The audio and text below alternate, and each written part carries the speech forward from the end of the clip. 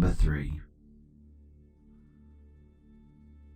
I live on a decent sized farm.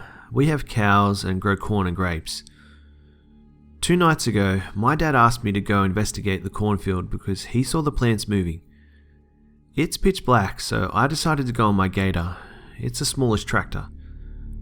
I ride into the cornfield to see that some of the plants have been pulled out of the ground. I don't think much of it because it most likely is a raccoon or some other animal like that eating our crops. As I get closer, I see that there's a trail of corn kernels going to the back shed. I'm not really a paranoid person, so I don't get scared. I pull out my rifle, ready to shoot this animal. But in the shed, there's clothing, food, and a flashlight. I look deeper into the shed and lock eyes with a person. I load my rifle and scream out, "Come out or I'm going to shoot you." All of a sudden, 3 huge men come out from behind the hay right behind me. They're about 6'3" each, and I'm only about 5'2". I point my rifle at one, but all of a sudden I felt the feeling of you don't want to kill them, and I froze. The 3 then grab some stuff and run out, but the last one stops and says, "You're lucky you didn't shoot, kid." I then drive up to my house and call the police while telling my parents. When the police come, they do a search on my property, finding 6 men in the fields. They told me if I shot that man, the other men would have likely come out behind me and strangled me or something. I am now never gonna go alone at night on my farm. Number 2. This incident occurred about 5 years ago in my home state of CT. To clarify, my hometown only has a max population of around 10,000 during the winter months, since it's a coastal town and is somewhat barren when the summer tourists aren't hitting up the beaches. Because of this, crime in my town virtually never gets more serious than a car accident or a Friday night drunken brawl at a bar, which made what happened on this particular night all that more terrifying. I was 19 at the time and had just gotten home from my MOS school. For those not familiar with the military terminology, it's where military personnel go to learn and receive training in their specific job for the armed forces. I had been gone for over a year, so it was good to be home. I was lying in my bed, watching a movie on my laptop, all alone in my house. My little brother and his best friend had left a few minutes earlier with their bikes because they wanted to take a ride to McDonald's for a late night snack. I didn't think it was a good idea for them to be heading there on their bikes so late. It was about 12:30 at night, but I let them go anyway since the restaurant was actually fairly close and they could make it to the place and back well within the hour. They also weren't old enough to drive, and I didn't feel like taking them, so biking was the only way. They hadn't been gone for more than 15 minutes when I suddenly got a call on my cell phone. I looked at the caller ID and saw that it was my brother calling me. My immediate reaction was to ignore the call, since he had a habit of calling me randomly sometimes to just goof off, and I didn't feel like dealing with his foolishness. So that's exactly what I did, and I returned to my movie. Not a minute later though, he tried calling me again. This time, I picked up. He sounded completely out of breath and was whispering so I could barely hear him. I asked him what he wanted, and I remember his exact response to this day. "Holland, some guy in a white car just tried to hit me and Matt. We both jumped away, but he ran over my bike and it's completely trashed. Please, come and get us." I took a second and then laughed. I said, "Sure bro, whatever you say." He told me he wasn't joking though. I told him to get his stuff and come home because it was late. I then hung up on him. It sounds cold, but like I said, he had played practical jokes on me before, so I was skeptical of his story. I put my phone back down and prepared to continue watching my movie. However, almost as quickly as I had hung up, my phone rang again from an unknown number. I answered, and this time it was my brother's friend. "Holland, Dalton isn't joking. He almost ran us over, and Dalton's bike is broken. He keeps driving back and forth looking for us, but we're hiding in a ditch off in the woods. Seriously, come and get us, please." This immediately made my blood run cold. If my brother was playing a joke, then why would his friend call me and tell me that same story? "Where are you?" I asked. He told me the location, and it turns out it was only about a mile down our road. "Please, come get us. He isn't leaving the area, and we can't move." I said okay, and he hung up, telling me that he was worried that the guy could hear them talking on the phone. The moment he hung up, I immediately switched into marine mode. I ran to my closet where I keep my gun safe and grabbed my AR-15 and 3 30-round magazines. I also grabbed my K-bar knife, just in case, and strapped it to my belt. Once I was loaded, I got in my car and sped down the road. I reached the spot where I was told my brother and his friend were, but I couldn't find them. I got out of the car and sent my brother a text telling him that I was here and he should come out. A few seconds later, him and his friend come running out, wheeling their bikes with them. When my eyes fell on my brother's bike, I was instantly overcome with a mixture of fear and anger. His bike was completely destroyed. It looked like it had been through a trash compactor. He could barely wheel it out onto the road in the state it was in. It then hit me that whoever this guy was had to have hit that bike with some speed and intention. He knew exactly what he was doing. I told the boys to load their bikes up on my truck, and they did. As I was watching them load their bikes though, my brother pointed down the road and his face turned white. "Holland," he breathed. I turned to look at what he was pointing at and saw a single lone car at the end of the road, right after the road curved out of sight. It was a small, white car of a common build, almost like a Honda Civic or a Toyota Camry, and it was sitting there in the middle of the road with its lights on, as if it were just staring right at us. Training kicked in. I told the boys to get behind the car and stay low. I then grabbed my rifle from the back seat and opened the driver's side door and stood behind it, placing the barrel of my rifle into the crook between the door and the car frame. I did this to help steady my aim, and to provide cover in case the guy in the car ended up having a gun of his own. Once I was in position, I steadied my breathing and took aim at the grille of his car.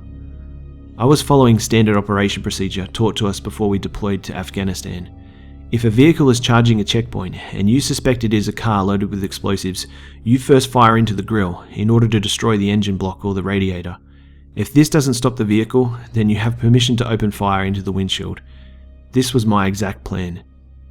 So, I'm taking aim at this guy's car, heart beating 1,000,000 miles an hour because of a mixture of fear, adrenaline, and anger at what he did to my brother.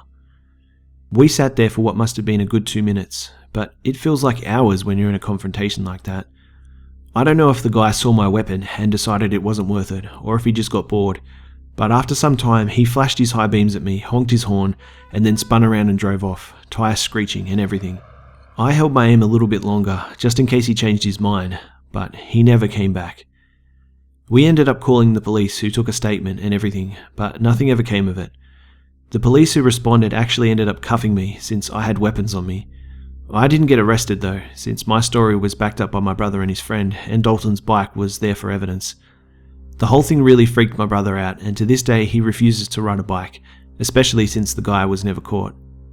I'll never truly know the guy's intentions. Maybe he was just drunk, but if he wasn't, he's a sick bastard, and he's still out there somewhere.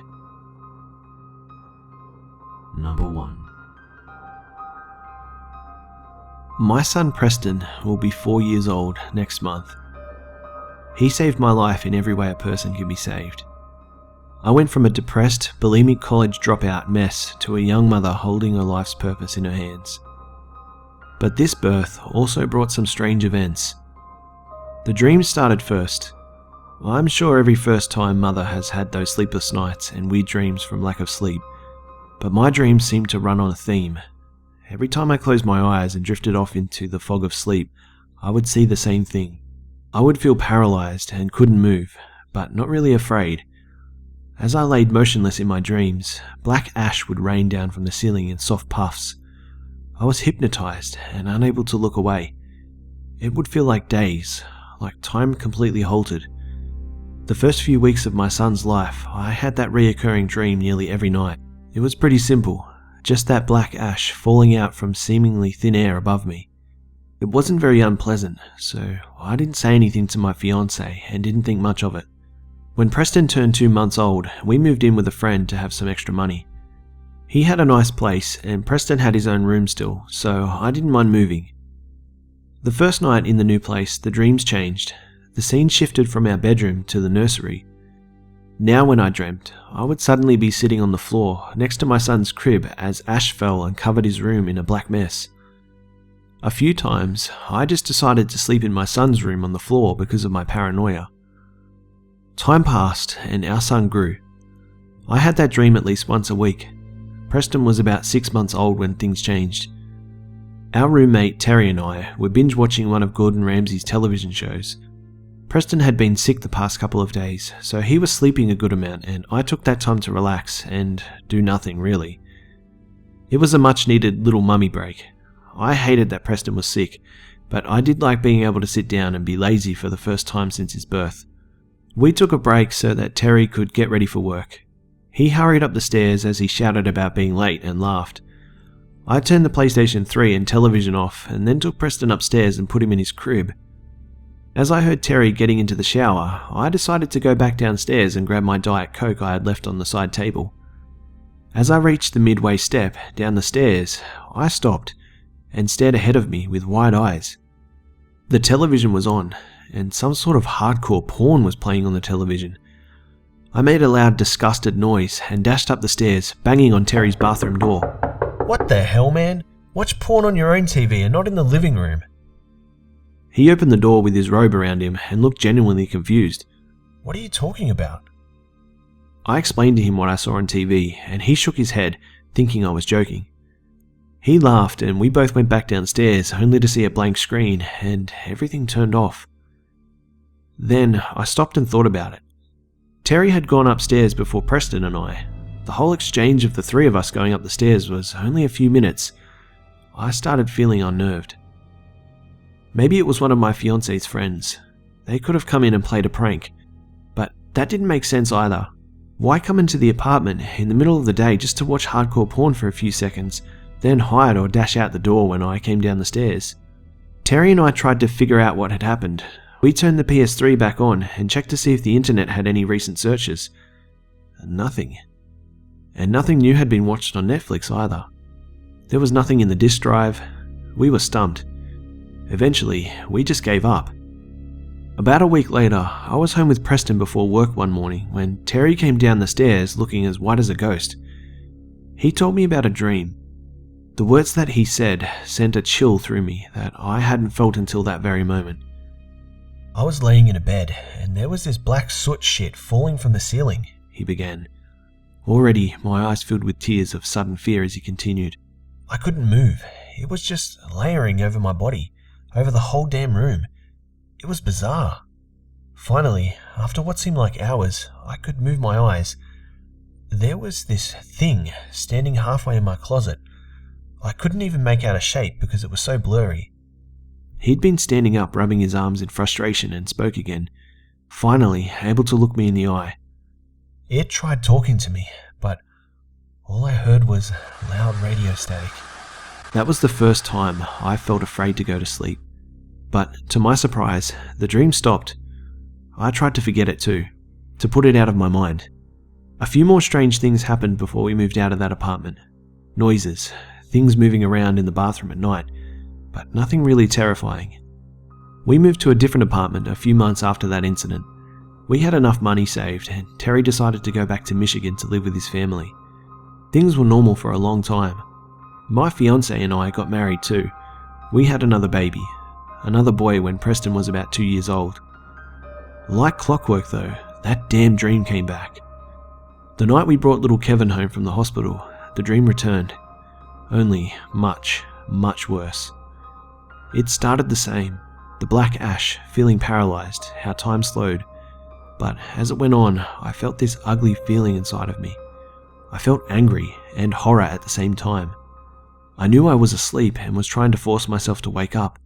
I felt tingles at the ends of all my toes. My eyes finally obeyed me to turn down and look, and this thing was there. I say thing because it had no shape really. It was moving incredibly fast and hovering around my feet. I knew it was looking at me, even though it had no eyes or face. Like a black, blinking mass of ash and rolling cloud is the best way I can describe it. I told my husband everything. He dismissed it for the most part though. I tried my best to convince him it was serious, but he and I were having problems then. Actually, our marriage didn't last much longer after that dream. Then it was just me and the boys in that apartment for the most part, and things got way worse. Looking back on it now, I think my husband kept that thing at bay. Regardless of my emotional turmoil, I was determined to keep the apartment and have a nice place for the boys and I to live. I started back up my artwork, doing commissions and comic art when I could. We got child support and we got by. My ex and I were in good terms, so things weren't too terrible. Kevin was a few months old by then. I was still having the dream though, but the day my husband picked up the last of his belongings from the apartment is when things took a turn for the worst. I was playing with Preston in my living room. We were pushing his little toy cars around on his playmat. I was playing along, making them beep and conducting traffic. He suddenly stopped and set his cars down and held perfectly still. I looked up from playing to ask him what the matter was. Then I saw it. A man. He was directly behind my little boy. A man sitting there staring at me with impossibly wide eyes and a wide open mouth. It was a man I didn't recognize, and he just sat there looking as horrified as I'm sure I looked too. I screamed louder than I ever had in my life as I yanked my son against me and fumbled to get up and run down the hall to grab my other sleeping infant. Preston was crying now. He was afraid because I was afraid. He hadn't seen the man. It was pure instinct to make sure my children were safe with me, even before I fumbled in my jeans for my iPhone. I held them to my chest as I locked the bedroom door and called the apartment security. I was convinced a crazy homeless man had broken into my apartment. An officer was there within 2 minutes, opening the front door and looking around. There was no man anywhere in the apartment. There was no sign of forced entry anywhere, and we lived in a safe area. He assured me nothing was wrong. I also convinced myself everything was fine, and I was just overtired, seeing things. I hadn't been sleeping much at all between being a full-time stay-at-home mum and doing the commissions work while the boys slept. I apologized a million times to the officer, and he was very kind and hugged me, saying everything was alright and to call if I ever needed him again. I tried putting everything out of my mind. I started reaching out to family and friends, telling them that I needed extra help. I didn't like being alone with the boys. I wanted to feel more safe, but nothing really took away that feeling of dread, like I was walking on pins and needles, like I was tiptoeing around a ghost or something. I was making dinner one night while Preston played in the hallway and little Kevin laid on his baby mat kicking and cooing.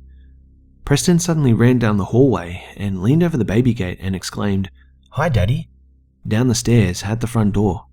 I looked at him, puzzled. Their father wasn't supposed to come over that day, nor did he have a key. I put down my spatula, walked over to the gate, and looking down, there was no one there.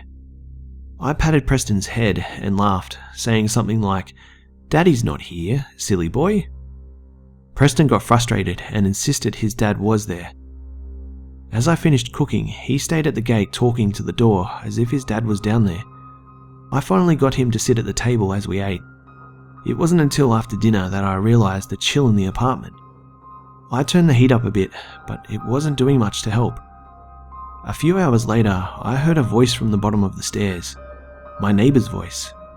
"Hey, Madison, your front door's open," my neighbor called. I sat there confused for a second before I got up and walked down the stairs to thank her for telling me. That's why the apartment had been so chilly. I was concerned because I knew I had locked it. Later, that same night, I was putting Preston to sleep. We said our usual good nights. He always says, "Hug and a kiss, Mummy." And he crawled into bed. His brother had fallen asleep at the usual time of 7 p.m. It was now around 8:30, and Preston was laying in bed, mumbling to himself as he played with my hair. I was half asleep when he whispered, "Good night, friend," into the darkness. I got the chills and quietly shushed him. A few seconds later, he whispered it again. "Good night, friend." And I did the same, quietly shushing him and soothing his hair back. He then took a deep sigh as if he was beginning to get frustrated. He looked straight ahead into the darkness of his closet and forcefully whispered, "Good night, friend," as if to shush some unseen playmate. I tried my best to stay calm, but I felt instantly sick to my stomach. Preston fell asleep a few moments later, but I was too afraid to move or leave the boys alone in that room. I sat sitting straight up next to Preston's toddler bed for the rest of the night. After that night, I always had a friend stay the night. I started asking around about paranormal stuff, and up until then, it hadn't been talking to the kids, and I figured I could deal with it. I also convinced myself that most of it was just in my head, but after it talked to Preston, I wasn't taking any chances.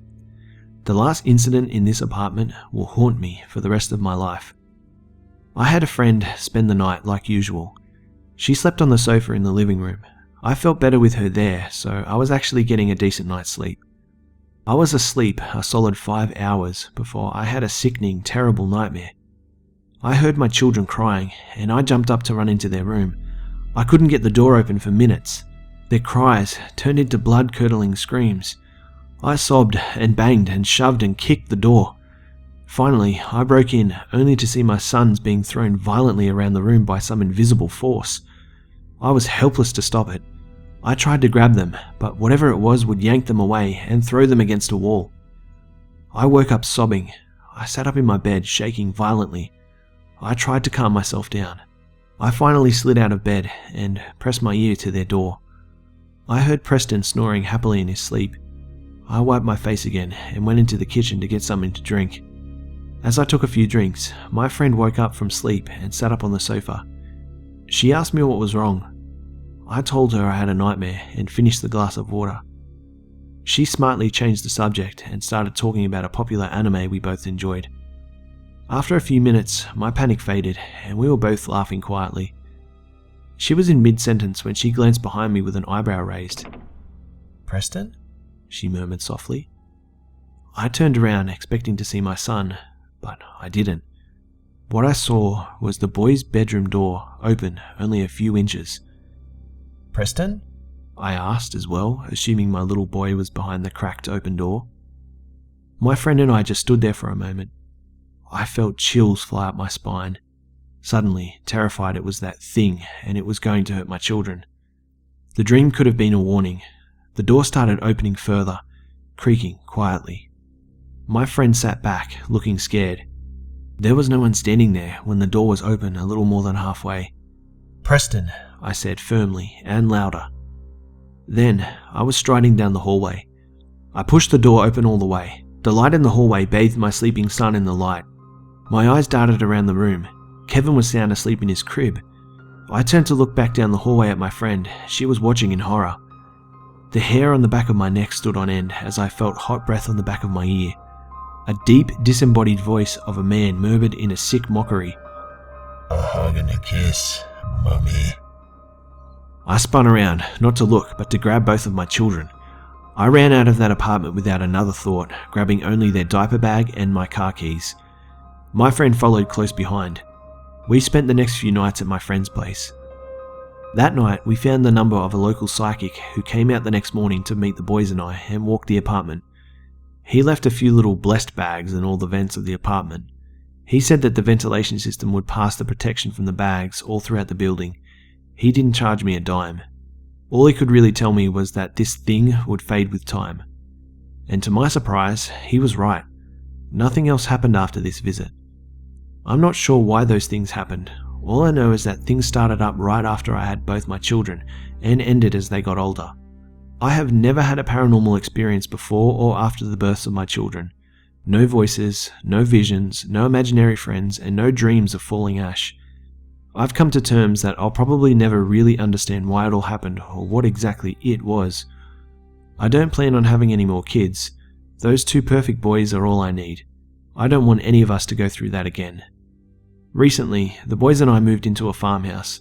I had it blessed and cleansed before we moved in, just in case.